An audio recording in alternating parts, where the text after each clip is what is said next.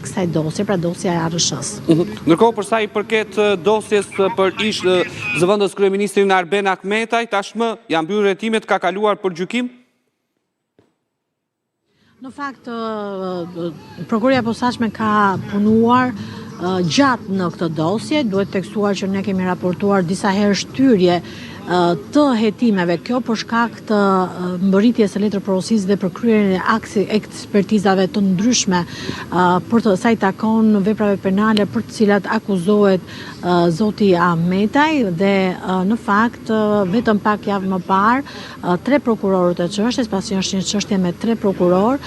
e kanë mbyllur hetimet, i kanë marrë pandehur 11 persona, mes tyre dhe zotin Ahmetaj,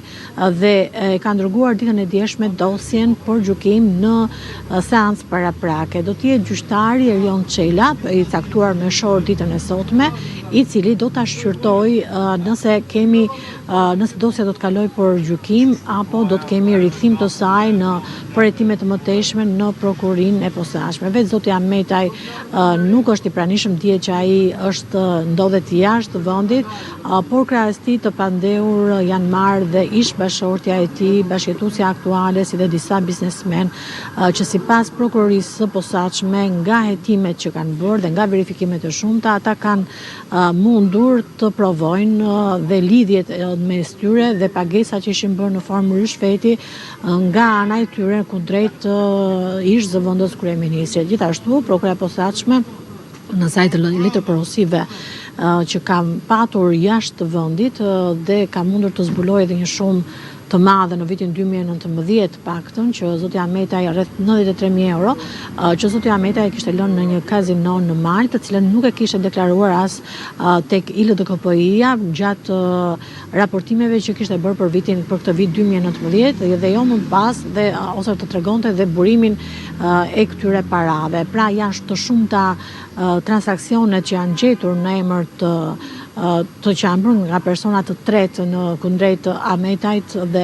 bashkëpunimi mes tyre ka bërë që prokuroria e posaçme ta merrte në të pandehur për korrupsion në 9 raste, për fshehje dhe mos deklarim të pasurisë në 15 raste, por edhe për akuzën tjetër të pastrimit të parave. Këto janë të paktën deri në këtë momente. Dosja, pra siç e theksova, është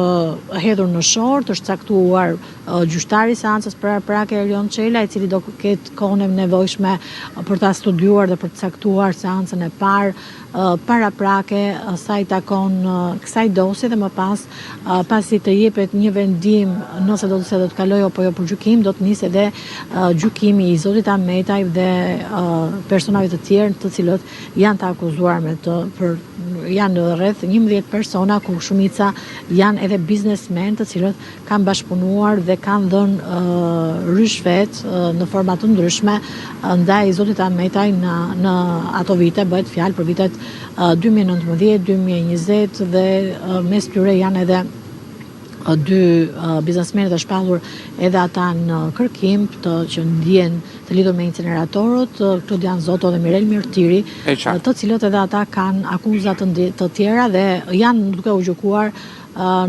për incinerator, për gjithë incineratorët në gjykatën e posaçme, por në mungesë pasi edhe arrestimi dhe dërgimi i tyre para drejtësisë të paktën është bërë pamundur,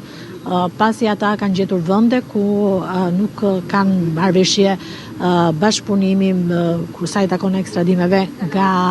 mes Shqipërisë, gjë që është ngritur dhe me të drejtë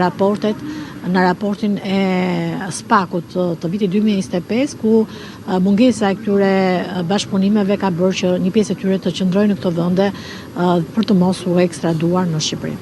Faleminderit Keti Banushi për gjitha këto informacione. Në rast se do të kesh të tjera detaje, më njëherë do të lidhemi së bashku në minutat në vijim.